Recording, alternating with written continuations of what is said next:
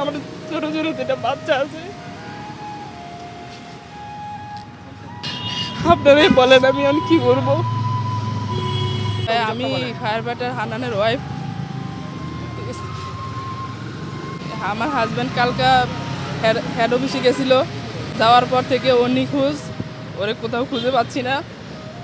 আমাদের আন্দোলনের একটা প্রোগ্রাম ছিল, ডিজি অবৈধভাবে 2 বছর ছিল, তারপরে এক বছরের জন্য আবার উনি থাকে 1 বছর, আবার উনি দুর্নীতি করছে 2 কোটি টাকা দুর্নীতি করে,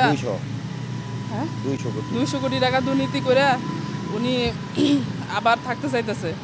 ঠিক আছে, এখন হান্নান কেন এটার বিরোধিতা করছে, এজন্য ওরে ডিবি অফিসে বলছে নিয়ে আসছে। আমার কালকে রাত্রে 11টার দিকে হান্নানের নাম্বার থেকে ফোন আসছে, উনি বলছে যে এই আমারে ডিবি অফিসে নিয়ে আসছে, আর তুমি এসে আমারে কালকে 11টা-12টার দিকে এসে নিয়ে যাও।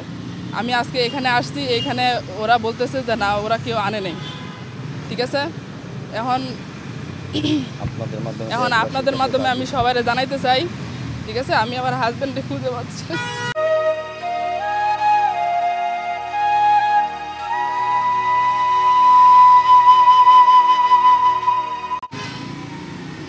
আমি এই মহাপরিচালকের পদত্যাগ দাবি করছি।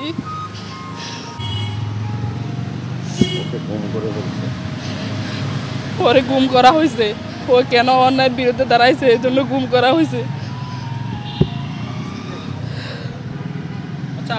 ডিজি বলছে যে তোমাকে একবার সাসপেন্ড করছে, আবার চাকরি থেকে ডিসমিস করা হয়েছে। এখন উনি ফোন দিছে, বলছে যে তুমি হেড অফিসে আসো। এখন উনি বলছে যে তুমি আসো, আসার পরে একটা আবেদন দাও, আবেদন দেওয়ার পরে আমি তোমার চাকরি আবার পূর্ণ বহাল করব। ঠিক আছে, এখন পূর্ণ বহালের কথা বইলা আই না। এখন হেড অফিস থেকে যখন বেরোয়ার পরে মনে করেন ওরা ডিবির পরিচয় দিয়া ওরা বলছে এই জায়গা নিয়ে আসছে। ঠিক আছে, এখন আমি এখানে আসার পরে এখন আমি আমার হাজব্যান্ডের কোনো খোঁজ আমরা পাইতেছি না। আপনি কি এখানে কথা বলেছিলেন ডিবির সাথে? হ্যাঁ, কি বলেছে? উনি বলছে যে এখানে কেউ আসে নাই। ডিবি কালকে রাত্রে ডিবি মানে ডিবি পরিচয়? হ্যাঁ, ডিবি পরিচয়।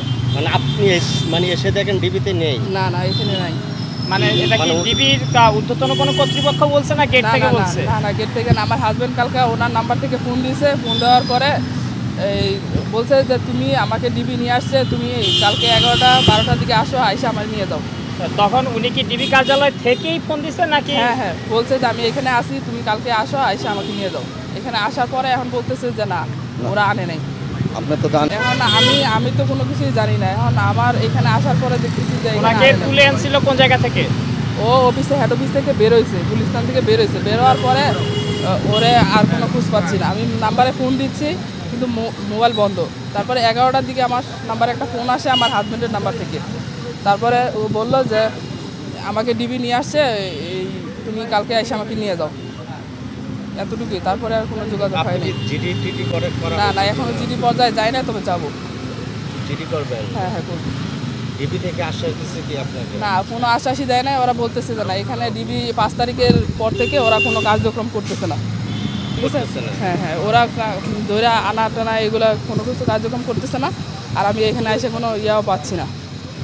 অলরেডি 12টা বাজে গেছে। এখন কি আপনি? হ্যাঁ, অবশ্যই সন্তান চাচ্ছি, আর আমার মহাপরিচালকের পদত্যাগ দাবি করছি। এখন উনি আপনার স্বামীর চাকরি ফেরত চান? হ্যাঁ, অবশ্যই ওনার চাকরি ফেরত চাই। উনি 2 বছরের কন্ট্রাক্টে আসছে, উনি আরও 1 বছর বাড়ায় উনি 200 কোটি টাকা দুর্নীতি করছে। দুর্নীতির কথা আমার হাজব্যান্ড কেন বলছে, এই জন্য আমার হাজব্যান্ডে গুম করে দিচ্ছে। এটা হচ্ছে ফায়ার ফাইটার হান্নান। নামটা ফায়ার ফাইটার আব্দুল হান্নান। হ্যাঁ, এটা